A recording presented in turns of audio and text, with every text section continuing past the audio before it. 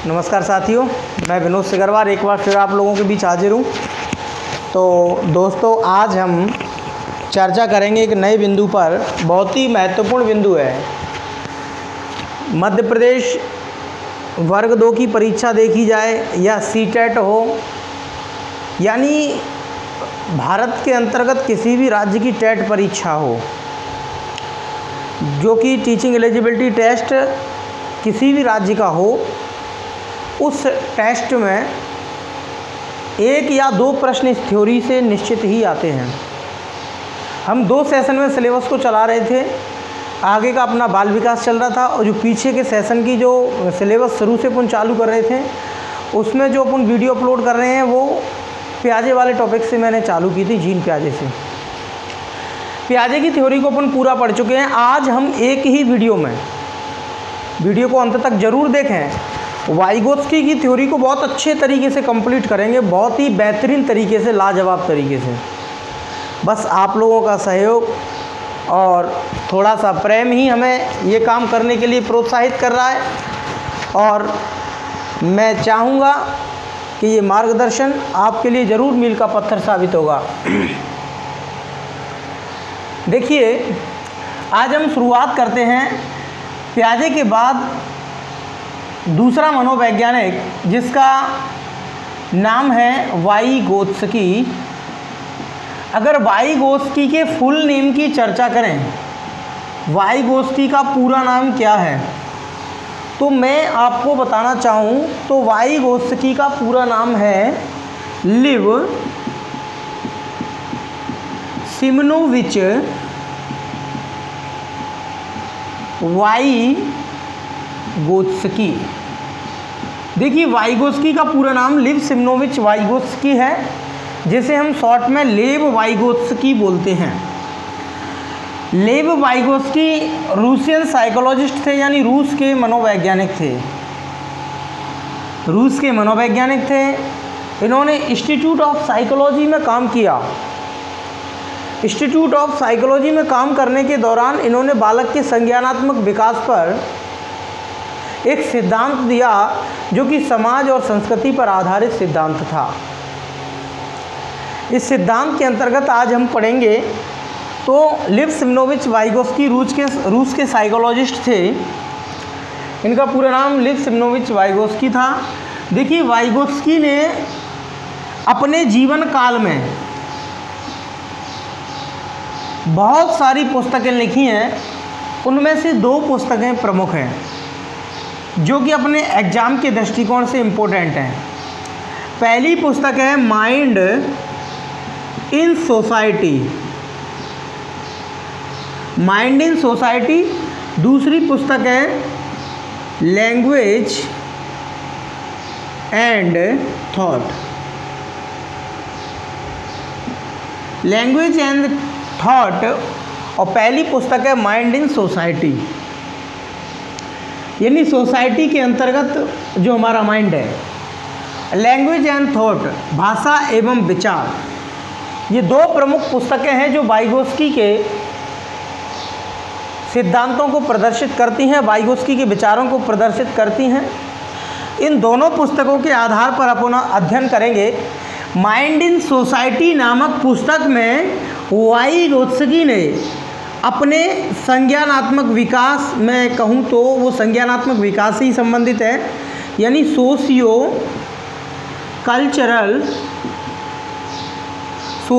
Cultural theory का वर्णन किया है, और लैंग्वेज एंड थॉट में भाषा एवं विचार के संप्रत्यय को अच्छी तरीके से समझाया है।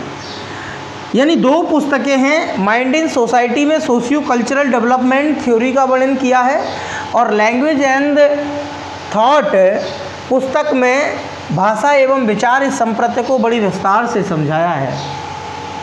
तो दोस्तों, अब हम चर्चा करते हैं वाइगोत्स्की का सिद्धांत है क्या। मैं आपको एक बात बताना चाहूँ, परीक्षा में आपसे प्रश्न पूछता है। प्रश्न उसने दे दिया इस तरीके से, संज्ञानात्मक विकास का सिद्धांत किसने दिया? संज्ञानात्मक विकास का सिद्धांत किसने दिया? ऑप्शन ए दे रहा है पियाजे, ऑप्शन बी दे रहा है इरिक्शन, ऑप्शन सी दे रहा है फ्रायड, ऑप्शन डी दे रहा है अपना थॉर्नडाइक। तो अब यहाँ सोचने वाली बात यह है कि संज्ञानात्मक विकास के सिद्धांत का प्रतिपादन किसने किया, तो अपना जवाब सही होगा जीन पियाजे। एरिक्सन ने मनोसामाजिक दिया, फ्रायड ने मनोविश्लेषणात्मक दिया, थॉर्नडाइक ने प्रयास एवं त्रुटि का अधिगम के अंतर्गत दिया। तो यदि अब यहाँ पियाजे है, यदि पियाजे ऑप्शन में है और पियाजे के अलावा यहाँ दूसरा ऑप्शन वाइगोत्स्की है, तो इसी प्रश्न का जवाब क्या हो जाएगा, तो यहाँ तीसरे ऑप्शन में आपको मिलेगा दोनों। तो संज्ञानात्मक विकास का सिद्धांत पियाजे का भी है और वाइगोत्स्की का भी है, यानी दोनों का संज्ञानात्मक विकास का सिद्धांत है। वो ऑप्शन पर डिपेंड करता है कि ऑप्शन किस तरीके से पूछा जा रहा है, प्रश्न हम लोगों से किस तरीके से प्रश्न की चर्चा की जा रही है, वो उसके ऊपर डिपेंड है। अगर ऑप्शन में पियाजे नहीं है या कोई और नाम दे दिया, मान के चलो यहाँ फ्रायड डाल दिया, वाइगोत्स्की है, या कोई और जैसे डाल दिया उसने इरिक्शन डाल दिया, और तो अब यहाँ पर कौन सा सही होगा, तो यहाँ पर अपना सही होगा वाइगोत्स्की। तो ध्यान रखना कि संज्ञानात्मक विकास की चर्चा जीन पियाजे भी करते हैं और वाइगोत्स्की भी करते हैं। दोस्त, पियाजे के संज्ञानात्मक विकास सिद्धांत को समझाने के लिए पियाजे ने एक अलग तरीके से बताया, वाइगोत्स्की ने अपने संज्ञानात्मक विकास सिद्धांत को समझाने के लिए इन्होंने एक अलग तरीका अपनाया। पियाजे ने बताया कि बच्चे इस भौतिक संसार में अपनी ज्ञानेंद्रियों के माध्यम से, जो 5 ज्ञानेंद्रियां होती हैं, आँख, नाक, कान, जीभ, त्वचा, इन ज्ञान इंद्रियों के माध्यम से बच्चा इस भौतिक संसार में स्वयं करता हुआ, लर्निंग बाय डूइंग के माध्यम से सीखता है, चीज़ों को धीमे धीमे अपने ज्ञान का निर्माण करता है। अब इसी बात को वाइगोत्स्की ने अपने शब्दों में बदल दिया। वाइगोत्स्की का सामाजिक सांस्कृतिक विकास सिद्धांत कहता है कि जो बालक का विकास होता है समाज एवं संस्कृति के मध्य रह करके अपने बड़ों से, बुजुर्गों से, अपने साथियों से अंतःक्रिया करता हुआ धीमे धीमे सीखता है और अपने संज्ञान का विकास करता है। तो दोनों के विचार थोड़ा अलग हैं। तो मैं ज़रा आप लोगों को बताना चाहूँगा कि देखो, वाइगोत्स्की के बारे में आज अपन मित्र चर्चा कर रहे हैं। तो आज हम चर्चा कर रहे हैं, तो अब इस सिद्धांत का नाम क्या है? इस सिद्धांत का नाम है सामाजिक सांस्कृतिक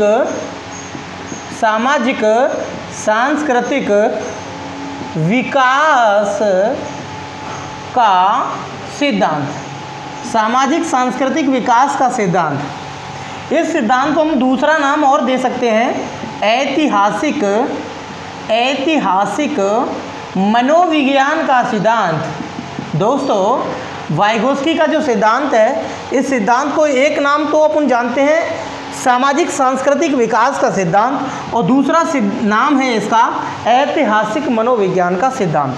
सामाजिक सांस्कृतिक, सामाजिक से बन गया सोशियो, सांस्कृतिक से बन गया कल्चरल, और विकास से बन गया डेवलपमेंट। यानी कहने का मतलब है, यानी सोशियो कल्चरल थ्योरी डेवलपमेंट, यानी कहने का मतलब ये है कि सामाजिक सांस्कृतिक विकास का सिद्धांत। अब चर्चा ये आती है कि इस सिद्धांत को अपन ऐतिहासिक मनोविज्ञान का सिद्धांत क्यों कहते हैं। ये आपको बहुत कम पुस्तकों में मिलेगा। अब इस जानकारी को मैं आप लोगों को बताना चाहूँगा। इस सिद्धांत को ऐतिहासिक मनोविज्ञान का सिद्धांत इसलिए कहते हैं क्योंकि ये मनोविज्ञान का एकमात्र ऐसा सिद्धांत है जो कि नाम से तो लगता है कि ये सिद्धांत बच्चे के सामाजिक विकास से संबंधित होगा, पर लेकिन वास्तव में ये सिद्धांत बुद्धि के विकास का काम करता है, संज्ञान के विकास का काम करता है गाइज। इसलिए इस सिद्धांत का नाम है ऐतिहासिक मनोविज्ञान का सिद्धांत। समझ में आ गया होगा, कॉन्सेप्ट क्लियर हो गया होगा। अब मैं ज़्यादा समय ना व्यतीत करते हुए मैं इनके सिद्धांत की ओर आता हूँ, वाइगोत्स्की के सिद्धांत की ओर आता हूँ। यानी कहने का मतलब मेरा यह है कि बच्चा सोसाइटी एंड कल्चर के मध्य इंटरेक्शन करता हुआ, अंतःक्रिया करता हुआ धीमे धीमे सीखता है, और सीखने के साथ साथ उसके संज्ञान का विकास होता है। यानी वाइगोत्स्की ने फर्स्ट प्रायोरिटी दी है लर्निंग को, सीखने को पहली प्रायोरिटी दी कि बच्चा धीमे धीमे सीखता है। पियाजे ने फर्स्ट प्रायोरिटी दी है डेवलपमेंट को, बच्चे का विकास होता है, इसके बाद अधिगम होता है, ये बात की बातें हैं। तो जो वाइगोस्की का सिद्धांत है, अपने सिद्धांत को समझाने के लिए वाइगोस्की ने मात्र 6 कॉन्सेप्ट दिए हैं। 6 शब्द पढ़ाऊंगा मैं इनके सिद्धांत में। कितने शब्द पढ़ाऊंगा दोस्तों? 6 शब्दों में पूरा सिद्धांत खत्म हो जाएगा और आपको ये सिद्धांत दोबारा कहीं किसी भी यूट्यूब चैनल पर पढ़ने की ज़रूरत नहीं पड़ेगी। मैं ऐसी आशा करता हूँ, ये मेरा खुद का आत्मविश्वास है। 6 शब्द है, मात्र 6 शब्दों को रट्टा मार लो या अच्छी तरीके से समझ लो, रटने की भी ज़रूरत नहीं है, समझ लो ये 6 शब्द वास्तविकता में कहते क्या हैं। देखिए पहला शब्द है, देखिए वाइगोस्की कहता है, यानी पहला शब्द है वाइगोस्की का, एक है वास्तविक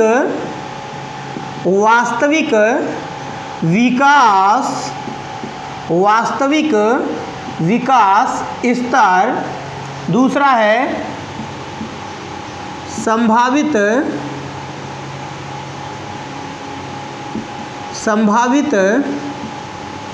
विकास स्तर। वास्तविक विकास स्तर, दूसरा है संभावित विकास स्तर। अब कहने का मतलब है वास्तविक विकास स्तर और संभावित विकास स्तर, ये 2 कॉन्सेप्ट हैं मेन। अब इनके बीच एक तीसरा और है, वो है कॉन्सेप्ट MKO। इनके बीच MKO एक शब्द है, MKO का जो कार्य क्या होता है, वो कार्य होता है स्कैफ फोल्डिंग बनाना। देखिए वास्तविक विकास स्तर, इसको अपन बोलते हैं लेवल ऑफ एक्चुअल डेवलपमेंट। दूसरा है संभावित विकास स्तर, यानी इसे अपन बोलते हैं लेवल ऑफ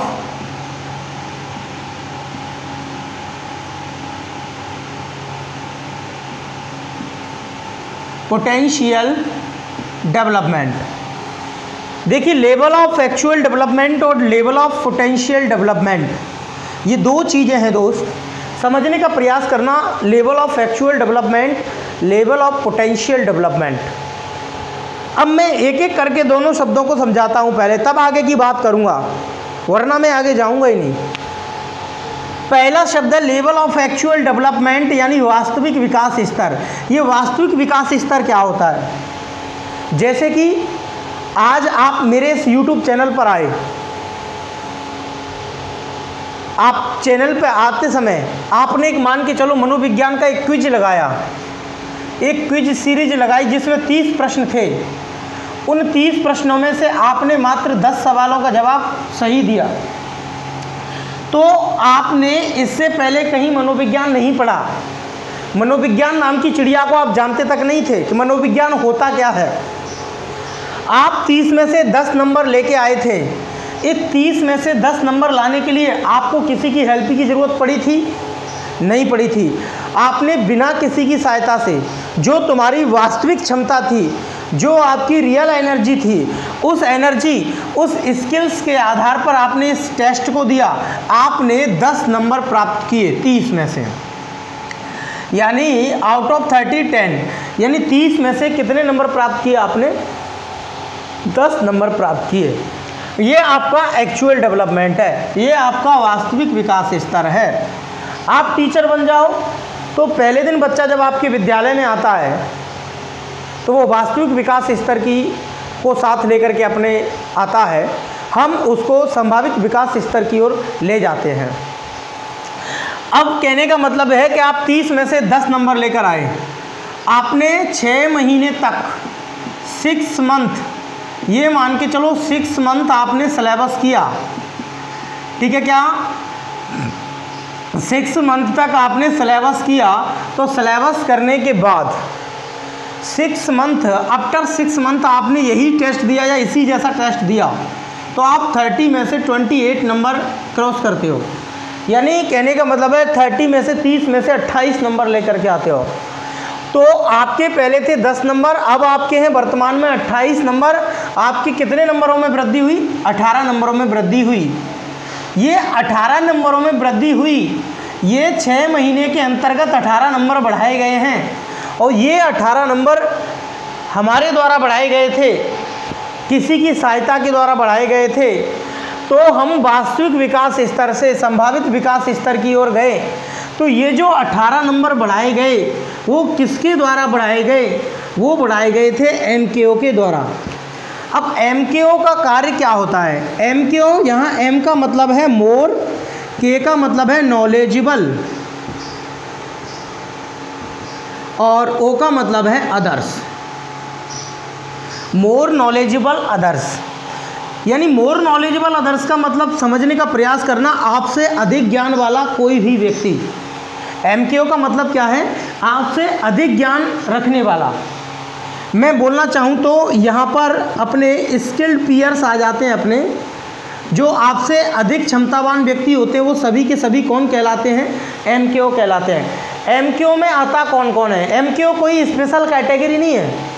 MKO आपका, मान के चलो आपके परिवार में एक छोटा बच्चा है, आप विद्यालय में टीचर हो, तो आप उन बच्चों के लिए MKO, मोर नॉलेजेबल हो आप, यानी ज़्यादा ज्ञान रखते हो बच्चे से। यानी इस अदर्स में हर कोई भी आ सकता है। मोर नॉलेजेबल अदर में दादा दादी, मम्मी पापा, भाई बहन, टीचर, साथी, वयस्क साथी, यानी कोई भी, कोई भी व्यक्ति जो बच्चे से ज़्यादा नॉलेज रखने वाला होता है उसको हम MKO बोलते हैं। स्वाभाविक सी बात है, MKO कौन है? जो बच्चे से ज़्यादा नॉलेज रखने वाला होता है उसे अपन बोलते हैं MKO। अब MKO का काम क्या होता है? MKO का काम होता है स्कैफोल्डिंग बनाना। MKO का काम क्या होता है? Scaffolding banana. Work of MKO, work of MKO यानी कहने का मतलब है मेक इन स्कैफोल्डिंग, यानी जो स्कैफोल्डिंग बनाता है वो कौन बनाता है? MKO बनाता है। स्कैफोल्डिंग है क्या दोस्त? अब स्कैफोल्डिंग को समझा दूं।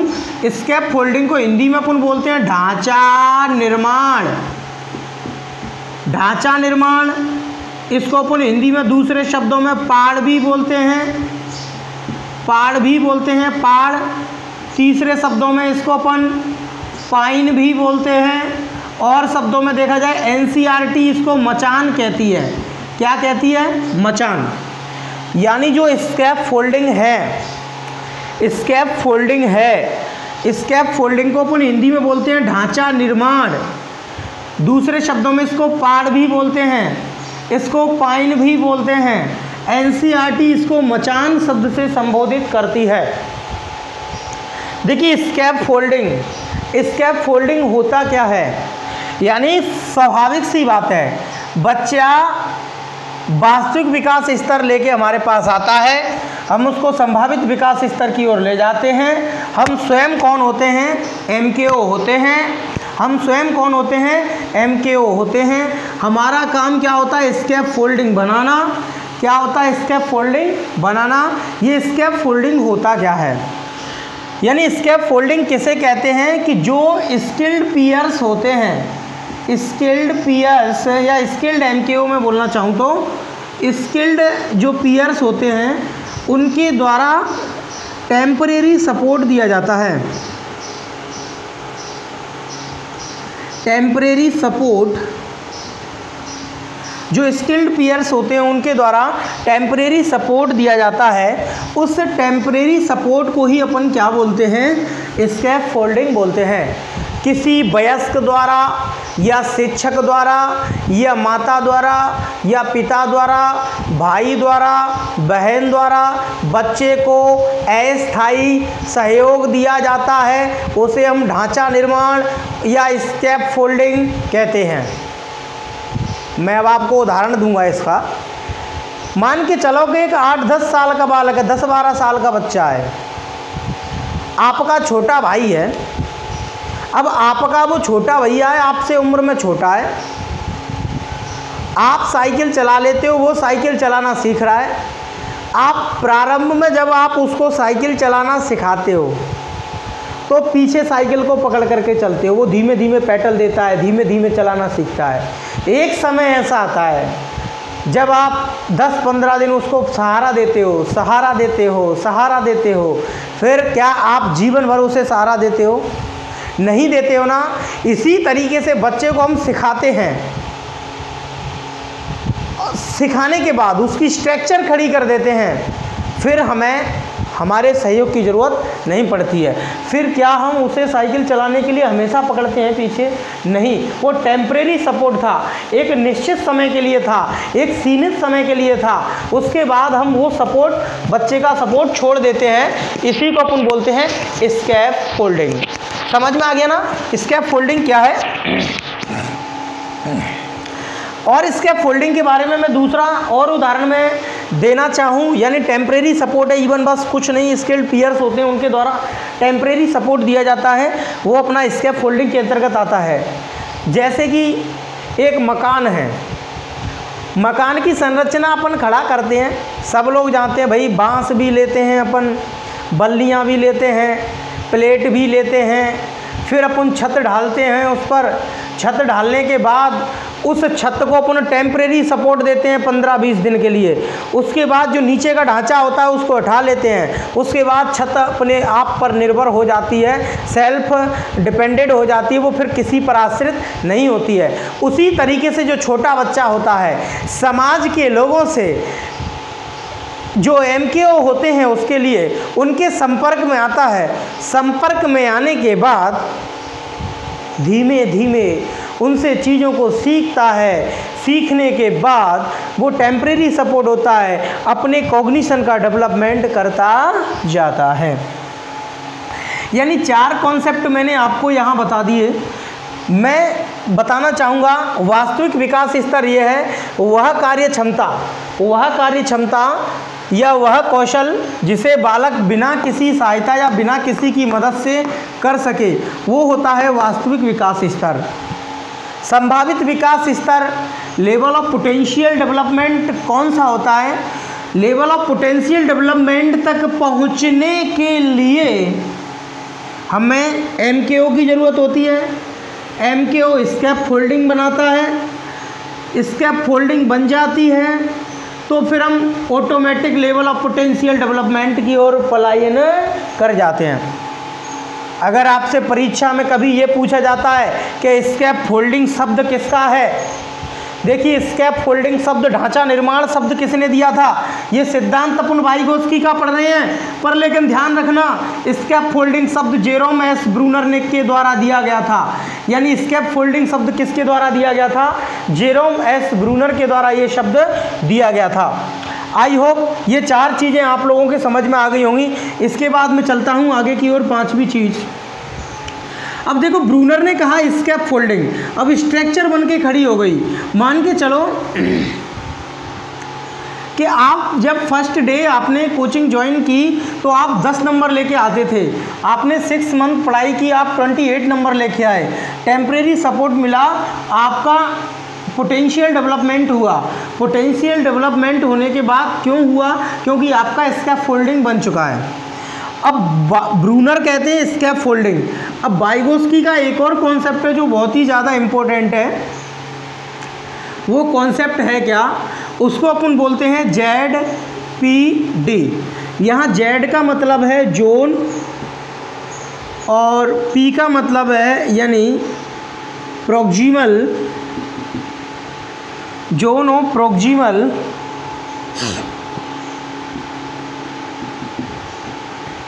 और D का मतलब है दोस्तों development. Zone of proximal development यानी P का मतलब है प्रॉक्सिमल, D का मतलब है डेवलपमेंट यानी विकास। इसको हिंदी में अपन समीपस्थ विकास का क्षेत्र या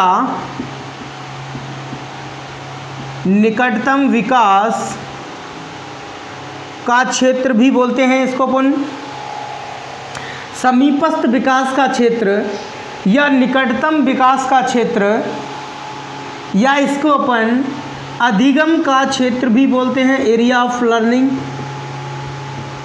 अधिगम का क्षेत्र यानी समीपस्थ विकास का क्षेत्र या निकटतम विकास का क्षेत्र या अधिगम का क्षेत्र भी बोलते हैं। यानी ZPD एक ऐसा एरिया होता है, ZPD एक ऐसी जगह होती है जहाँ पर ये एक ऐसा स्थान होता है, यानी एक ऐसा वो होता है, यानी इसी के निकट यानी इसी के नज़दीक क्या हुआ है, बच्चे का विकास हुआ है। इसी के नज़दीक क्या हुआ है, बच्चे का विकास हुआ है। यानी ये एक ऐसी कड़ी है, मान के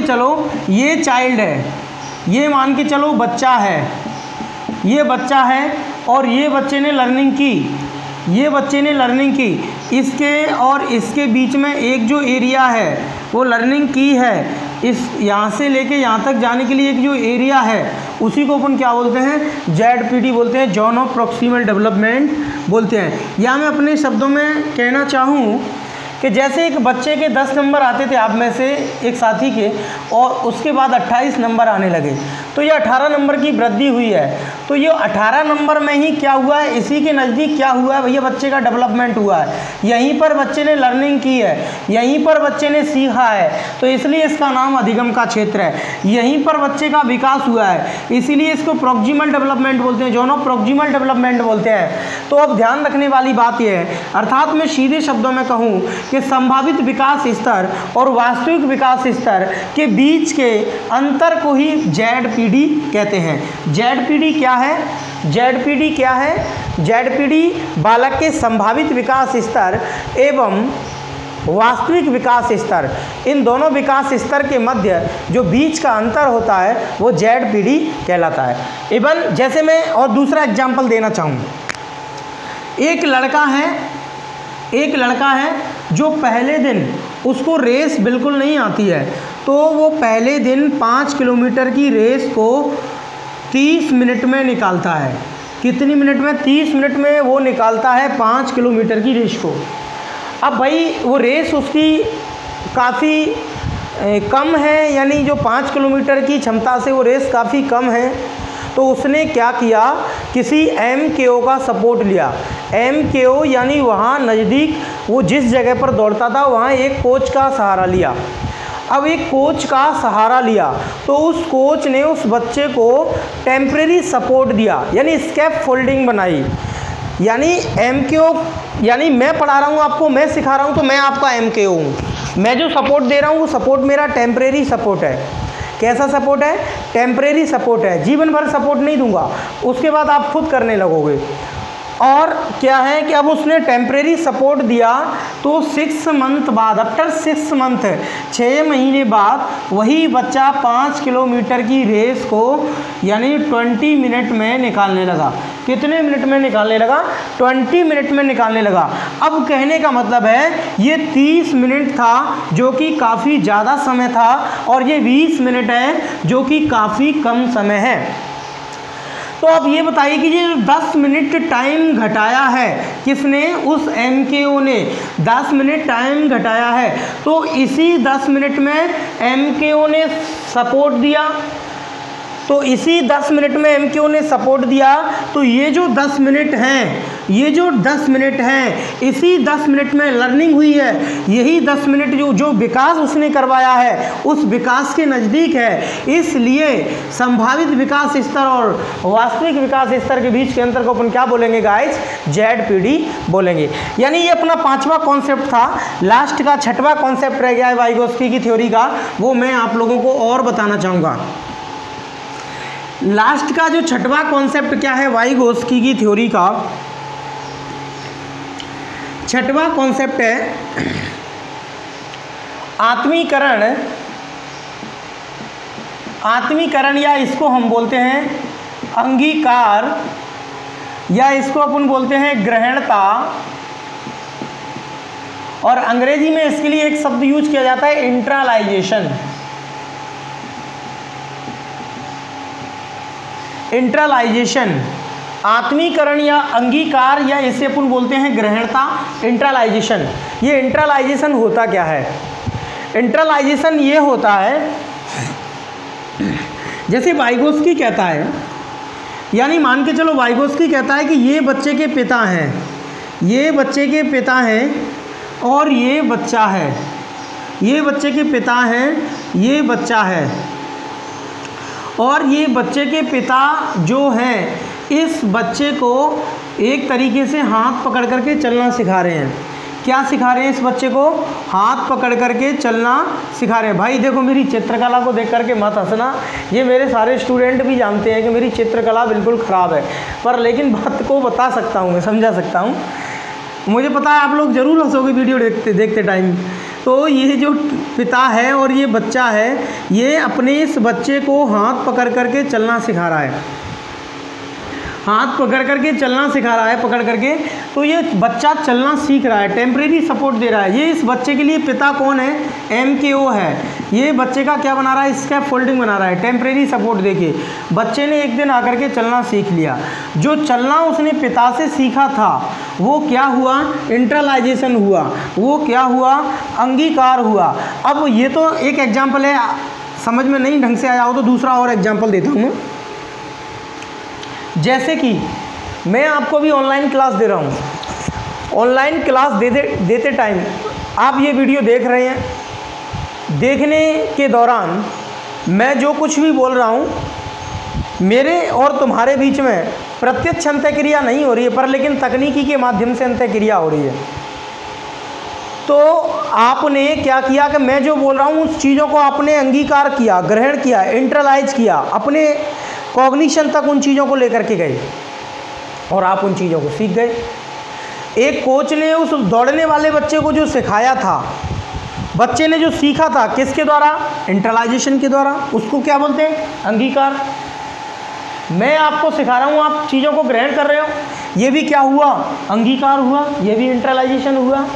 यानी वाइगोस्की कहता है कि जब बच्चा सोसाइटी एंड कल्चर के संपर्क में आता है, समाज और संस्कृति के संपर्क में आता है, यहाँ उस बच्चे को अपने खुद से बड़े लोग मिलते हैं, वो उन बड़े लोगों की सपोर्ट लेकर के, उन बड़े लोगों की सहायता लेकर के चीज़ों को ग्रहण करता है, नॉलेज को ग्रहण करता है, उसको अपन बोलते हैं इंटरलाइजेशन, यानी अंगीकार कर बोलते हैं। समझ में आपको आ गया होगा दोस्तों। इसके बाद ये 6 कॉन्सेप्ट हो गए। 6 कॉन्सेप्ट होने के बाद वाइगोस्की की थ्योरी ख़त्म होती है। अब मैं वाइगोस्की की थ्योरी ख़त्म होने के बाद अब मैं बताऊंगा वाइगोस्की के सिद्धांत का शिक्षा में महत्व, यानी शिक्षा में क्या महत्व है। ध्यान रखना, सिद्धांत कोई सा भी पढ़ लो, सिद्धांत कोई सा भी पढ़ लो, पर लेकिन हर सिद्धांत का शिक्षा में महत्व याद करना जरूरी है। परीक्षा में जो प्रश्न वो डालता है वो एजुकेशन इम्प्लीकेशन से डालता है, ना कि वो प्रश्न थ्योरी से। थ्योरी से भी डालता है, थ्योरी के प्रश्नों का जवाब हर कोई दे देता है, पर लेकिन जिसने एजुकेशन इम्प्लीकेशन अच्छी तरीके से समझ लिए, यानी शिक्षा में महत्व या शैक्षिक नेतार्थ अच्छी तरीके से समझ लिए, वो ये समझ लो वो बंदा पेपर को आसानी से निकाल देता है। तो एजुकेशन इम्प्लीकेशन में मैं बताऊं आपको, पहली बात, सबसे पहला शिक्षा में महत्व, नंबर 1 बात, वाइगोस्की जो टीचर है उस टीचर को कौन मानता है? उस टीचर को फैसिलिटेटर मानता है। यानी फैसिलिटेटर, यानी मैं बताना चाहूँ तो सुविधादाता। कौन मान रहा है? सुविधादाता मान रहा है कि जो शिक्षक होता है वो बच्चे के लिए फैसिलिटेटर का काम करता है। यानी MKO है वो टेम्परेरी सपोर्ट दे रहा है, तो शिक्षक यहाँ पर कौन हुआ? फैसिलिटेटर। ये इसका पहला एजुकेशन इम्प्लीकेशन है। अब मैं 6 रामबाण शब्द लिखेंगे, ये 6 रामबाण शब्द तुम्हें रटनो है, समझनो है। ऑप्शन में ये शब्द जरूर मिलेंगे, अंग्रेजी भाषा के शब्द पकड़ने की कोशिश करना। 6 शब्द लिखूंगा। एक तो देखो, पहला शब्द है ग्रुप लर्निंग।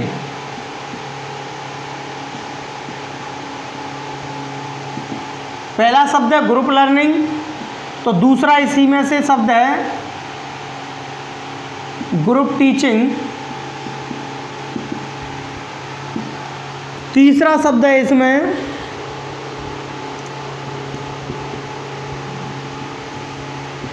Cooperative learning. चौथा शब्द है कोऑपरेटिव टीचिंग। पांचवा शब्द है अपना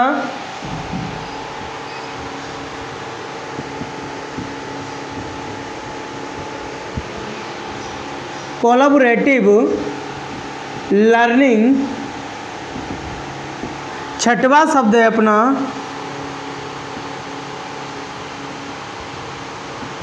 कोलैबोरेटिव टीचिंग। यानी पहले 6 शब्दों को समझ लीजिए, फिर 2 शब्द और बताऊंगा मैं, यानी 1 शब्द और बताऊंगा मैं। देखिए ग्रुप लर्निंग, ग्रुप लर्निंग किसके सिद्धांत पर आधारित है? समूह अधिगम। सामूहिक अधिगम वाइगोत्स्की के सिद्धांत पर आधारित है। 4 बच्चे बैठ करके एक स्थान पर सीखते हैं, तो ये बच्चा इससे इंटरेक्शन करता है, ये बच्चा इससे इंटरेक्शन करता है, ये इससे करता है, ये इससे करता है, ये इससे करता है, आपस में एक दूसरे से बातचीत करते हैं। ये इसके लिए MKO का काम करेगा, ये इसके लिए MKO का काम करेगा, तो यहाँ पर एक दूसरे से सीखते हैं। तो ग्रुप लर्निंग पूरा वाइगोत्स्की की थ्योरी पर बेस्ड है। विद एग्जाम्पल बताऊँगा। ग्रुप टीचिंग, ग्रुप टीचिंग जैसे बीएड की कक्षाओं में माइक्रो टीचिंग वगैरह करते हैं, तो एक दूसरे से सीखने के लिए मिलता है, वही सीधी सी बात है। कोऑपरेटिव लर्निंग यानी सहयोगी लर्निंग, सहयोगी अधिगम। सहयोगी अधिगम एक दूसरे का सपोर्ट, एक दूसरे का सहयोग, एक दूसरे का सहयोग, वही MKO वाली बात आ गई। सहयोगी अधिगम में ये इसके लिए सहयोगी बना, किसके लिए? मान के चलो ये इसके लिए सहयोगी बना, तो ये इसके लिए सहयोगी बना, इसने इसका सपोर्ट किया, इसने इसका सपोर्ट किया। ये दोनों मान के चलो ये MKO हैं इन दोनों के लिए, और ये दोनों कौन है? नॉर्मल बच्चे। ये वास्तविक विकास स्तर से संभावित विकास स्तर की ओर जा रहे हैं दोनों नीचे वाले, और ये कौन है? MKO। ये टेम्परेरी सपोर्ट दे रहे हैं, एक दूसरे का सहयोग कर रहे हैं सीखते समय। तो कोऑपरेटिव लर्निंग यानी सहयोगी अधिगम, सहयोगी शिक्षण यानी कोऑपरेटिव टीचिंग। ये रामबाण कीवर्ड है, इन कीवर्डों को पकड़ के रखना। कोलैबोरेटिव लर्निंग और कोलैबोरेटिव टीचिंग। देखिए collaborative learning and collaborative teaching. Collaborative learning है क्या? तो देखो कोलैबोरेटिव लर्निंग वही सीधी सी बात है, सहयोगात्मक अधिगम, सहयोगात्मक शिक्षण, यानी यही कीवर्ड है।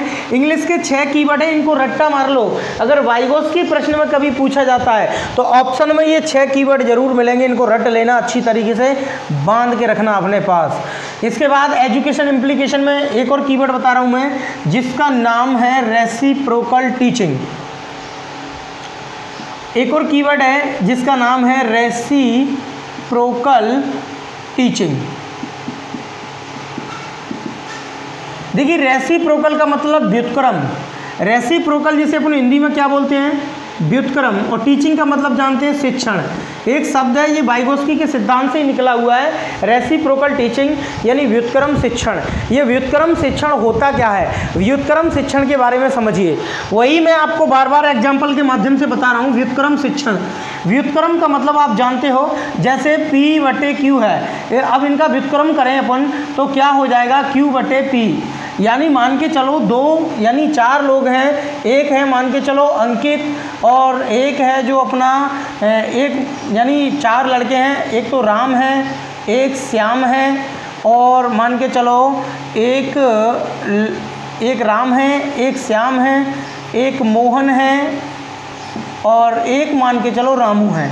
ये 4 बच्चे हैं, ये 4 लोग हैं आपस में। तो एक प्रश्न ऐसा है जो राम को नहीं आता है पर रामू को आता है, तो रामू ने ये प्रश्न किसको बताया? राम को बताया। तो कहने का मतलब है टीचर कौन हुआ? रामू। तो टीचिंग किसने की? रामू ने। पर आगे चल के एक प्रश्न ऐसा आता है जो रामू को नहीं आता, ये साथ साथ बैठ के पढ़ रहे हैं चारों, तो इसको कौन बताता है? राम बताता है। पहले रामू ने राम को सिखाया, फिर राम ने रामू को सिखाया। यहाँ शिक्षण कैसा हुआ? एक दूसरे में व्युत्क्रम हुआ, विपरीत हुआ ना। तो रेसिप्रोकल टीचिंग, व्युत्क्रम टीचिंग यही होती है दोस्त। एक प्रश्न ऐसा है जो मोहन को आता है, श्याम को नहीं आता है, तो मोहन ने श्याम को सिखाया। पर आगे चल करके जब आपस में पढ़ रहे थे तो एक प्रश्न ऐसा है जो श्याम को आता है लेकिन मोहन को नहीं आता है, तो श्याम ने किसको सिखाया दोस्त? मोहन को सिखाया। यानी ये एक दूसरे को सिखा रहे हैं, एक दूसरे के लिए टीचिंग कर रहे हैं, यानी ये उसको सिखा रहा है, वो उसको सिखा रहा है। तो ये टीचिंग कौन सी हुई guys? Reciprocal teaching. Reciprocal teaching word पूछा जाता है तो ये वाइगोस्की से रिलेटेड है। आई होप समझ में आ रहा होगा। कृपया कर वीडियो को जल्दी अंत तक देखें। आज थोड़ा ऐसा लग रहा है कि मैं फास्ट बता रहा हूँ। हाँ, ये कीवर्ड ज़रूर समझ लें आप, और इन कीवर्ड को ज़रूर नोट कर लें अपनी हैंडबुक में। और ये बहुत इंपॉर्टेंट है आपके एग्ज़ाम के लिए, सीटेट हो या राजस्थान रीट हो, चाहे एमपी चैट हो, कोई सा भी एग्ज़ाम उठा के देख लो। अब शिक्षा में महत्व के बाद हमने 2 साइकोलॉजिस्ट पढ़ लिए, एक तो प्याजे पढ़ लिया और एक वाइगोस्की पढ़ लिया। दोनों के सिद्धांत पढ़ लिए। अब दोनों के सिद्धांत पढ़ने के बाद अब दोनों के विचारों में अंतर स्पष्ट करते हैं कि प्याजे और वाइगोस्की के विचारों में क्या अंतर है। यानी अब मैं थोड़ा अंतर आप लोगों को बताऊंगा, समझने का प्रयास करना। यानी डिफरेंट बिटवीन प्याजे एंड वाइगोस्की, यानी तो यानी प्याजे एंड वाइगोस्की के विचारों में अंतर, प्याजे और दूसरा है वाइगोस्की। प्याजे एंड वाइगोस्की के विचारों में क्या अंतर है? तो प्याजे और वाइगोस्की के विचारों में देखें, देखो पहला बिंदु मैं निकालूं तो प्याजे क्या कहता है कि बच्चे किससे सीखते हैं? भैया प्याजे ने बल किस पे दिया है? पहला बिंदु मैं निकालूं तो प्याजे बल देता है भौतिक संसार पे। वीडियो को देख लेना, पुरानी वाली वीडियो, उसमें मैंने सारा पढ़ाया हुआ है। प्याजे बच्चे के सीखने पर बल किस पर देता है? भौतिक संसार पर। वाइगोस्की सीखने पर बल किस पर देता है भैया? वाइगोस्की बल देता है समाज और संस्कृति। समाज एवं सिखाने वाला कौन है भैया बच्चे को? संस्कृति। यानी प्याजे दे रहा है किस पे बल? फिजिकल वर्ल्ड पर। प्याजे ने किस पर बल दिया है? फिजिकल वर्ल्ड पर। और वाइगोस्की किस पे दे रहा है? Society and culture. यानी वाइगोस्की बल देता है सोसाइटी एंड कल्चर पर। यानी प्याजे दे रहा है फिजिकल वर्ल्ड पर, वाइगोस्की दे रहा है सोसाइटी एंड कल्चर पर। ध्यान देना, सिद्धांतों को पढ़ना, दोनों के विचारों में अंतर समझ में आ जाएगा गाइज। दूसरा मैं बिंदु निकालूं इनके विचारों में, तो जो प्याजे क्या कहता है? प्याजे ने ये वर्ग 2 में भी पूछा गया है, लगातार 4 पेपरों में ये प्रश्न पूछा गया है, सीटेट में कई बार आ चुका। अगला बिंदु है, प्याजे ने जोर दिया है किस पर? जैविक परिपक्वता पर। भैया किस पर जोर दिया है? जैविक परिपक्वता, जिसे अपन बोलते हैं बायोलॉजिकल मैचुरेशन। यानी प्याजे ने जोर दिया है बायोलॉजिकल मैचुरेशन पर। तो अब इधर यही पॉइंट यदि बिंदु वाइगोस्की से निकालें, जैविक परिपक्वता, यानी बच्चा धीमे धीमे बड़ा होता है, बड़ा होने के साथ साथ स्वयं करके सीखता है, बायोलॉजिकल मैचुरेशन। वाइगोस्की किस पर जोर देते हैं? वाइगोस्की जोर देते हैं सामाजिक, मैं बताना चाहूँ संदर्भ या सामाजिक अनुभव। वाइगोस्की जोर देते हैं सामाजिक संदर्भ या सामाजिक अनुभव, सोशल कॉन्टेक्स्ट या सोशल एक्सपीरियंसेस। सोशल कॉन्टेक्स्ट या सोशल एक्सपीरियंसेस। वाइगोस्की जोर देता है सामाजिक संदर्भ। वाइगोस्की कहता है कि बच्चा सीख रहा है समाज में, समाज के संदर्भ में रहता है, समाज के साथ समाज में अनुभव प्राप्त करता है, बच्चा लर्निंग करता है। प्याजे कहता है कि बच्चे के अंदर बायोलॉजिकल मैचुरेशन पाई जाती है, बायोलॉजिकल वो स्वयं उसके अंदर परिपक्वता आती है जन्म से। तीसरा बिंदु निकालें तो प्याजे ने अपने सिद्धांत में जोर दिया किस पर? जब बायोलॉजिकल मैचुरेशन मान रहे हैं तो वंशानुक्रम पर। वाइगोस्की जोर किस पे देता है? समाज पर यानी वातावरण पर। प्याजे जोर देता है वंशानुक्रम पर, वाइगोस्की किस पर जोर देता है? वातावरण पर। वाइगोस्की कहता है कि बच्चा वातावरण में रह करके सीखता है, प्याजे कहता है नहीं, वंशानुक्रम से जो बायोलॉजिकल मैचुरेशन आती है भौतिक संसार में आता है, और जो सेंसर संवेदनाएं हैं, ज्ञानेंद्रियां हैं, उनके माध्यम से ज्ञान और अनुभव अर्जित करता है। ये कहता है नहीं बाबा नहीं, वातावरण के द्वारा बच्चे का विकास होता है। चौथा बिंदु निकाल करके देखें तो देखो प्याजे ने अपने सिद्धांत में क्या कहा था, यानी प्याजे के अनुसार देखा जाए तो जो विकास है, प्याजे के अनुसार देखा जाए जो विकास है वो क्या है? एक सतत प्रक्रिया नहीं है। विकास कैसी प्रक्रिया नहीं है? विकास एक सतत प्रक्रिया नहीं है। Development is non continuous process, क्योंकि पियाजे ने क्या बताया कि जन्म से लेकर के 15 साल तक बच्चे का कॉग्निशन डेवलपमेंट होता है, जिसको 4 स्टेजेस में डिवाइडेड किया है। विकास रुक जाता है 15 साल के बाद, लेकिन वाइगोत्स्की क्या कहता है कि बच्चे का जन्म होता है, पहले दिन समाज में आता है और लास्ट मरते दम तक सोसाइटी के अंतर्गत रहता है। तो विकास क्या है? विकास एक जीवन पर्यंत चलता है। दोनों के विचार निकालें तो विकास कब तक चलता है? जीवन पर्यंत चलता है। अगला बिंदु यदि हम और निकालें तो कहने का मतलब है जो पियाजे है वो क्या कहता है, बच्चे इस भौतिक संसार में स्वयं करके सीखते हैं। किसको? स्वयं करके सीखते हैं। और वाइगोत्स्की इसी बात को क्या कहता है कि जो बच्चे होते हैं वो अपने बड़ों से सीखते हैं। किससे सीखते हैं? अपने बड़ों द्वारा सीखते हैं। पियाजे कहता है बच्चा स्वयं करके सीखते हैं। वाइगोत्स्की कहता है कि बच्चे अपने बड़ों के द्वारा सीखते हैं, जो कि उसको टेम्परेरी सपोर्ट देते हैं। पियाजे और वाइगोत्स्की के अंतर्गत और यदि बिंदु अपन निकालना चाहें तो छठवां बिंदु है। छठवां बिंदु क्या है? पियाजे क्या कहते हैं? देखो, पियाजे ने कहा है कि भाई जन्म हुआ और जन्म से ही बच्चे का क्या हो गया? विकास प्रारंभ हो गया। और वाइगोत्स्की इसके विपरीत बोलते हैं कि बच्चा समाज में आकर के जन्म के बाद सीखना प्रारंभ करता है, जबकि पियाजे क्या कहते हैं? पियाजे के सिद्धांत से ये पता चलता है कि बच्चे का डायरेक्ट डेवलपमेंट प्रारंभ होता है।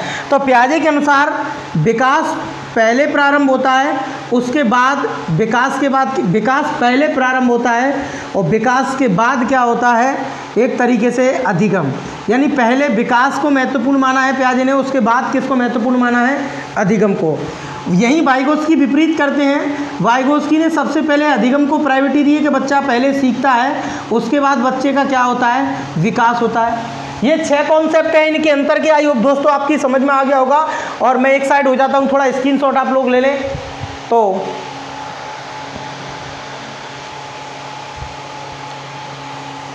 हाँ, अब देखते हैं अपन और इसके अंतर्गत कोई एक आध पॉइंट अपन को मिलता है तो अब मैं इसके अंतर्गत एक आध और पॉइंट बताना चाहूँ तो देखिए, उस पॉइंट को बताने से पहले मैं आपको एक छोटी सी जानकारी दे दूं।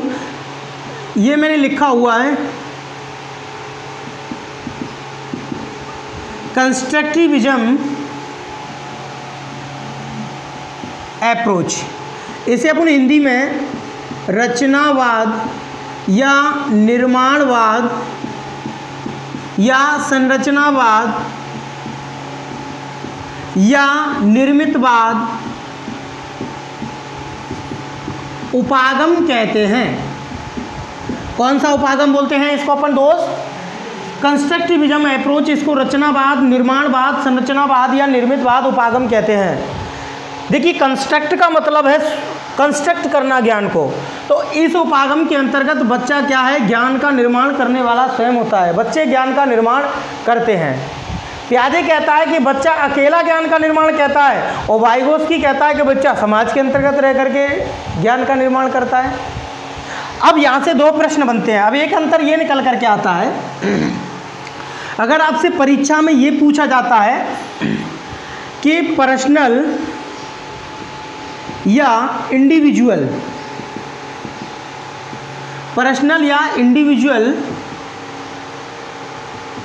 कंस्ट्रक्टिविज्म किसने दिया और सोशल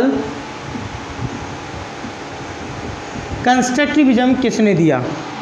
यानी पर्सनल या इंडिविजुअल कंस्ट्रक्टिविज्म अप्रोच और दूसरा है सोशल कंस्ट्रक्टिविज्म अप्रोच। देखिए, पियाजे कहता है कि बच्चा अकेला सीखता है, पर्सनली सीखता है, इंडिविजुअल सीखता है, वैयक्तिक रूप से सीखता है, यानी वैयक्तिक रचनावाद। आपसे परीक्षा में प्रश्न पूछा जाता है कि वैयक्तिक रचनावाद उपागम या वैयक्तिक निर्माणवाद उपागम या वैयक्तिक संरचनावाद उपागम या वैयक्तिक निर्मितवाद उपागम के जन्मदाता कौन है? तो ये अपने कौन है? जीन पियाजे।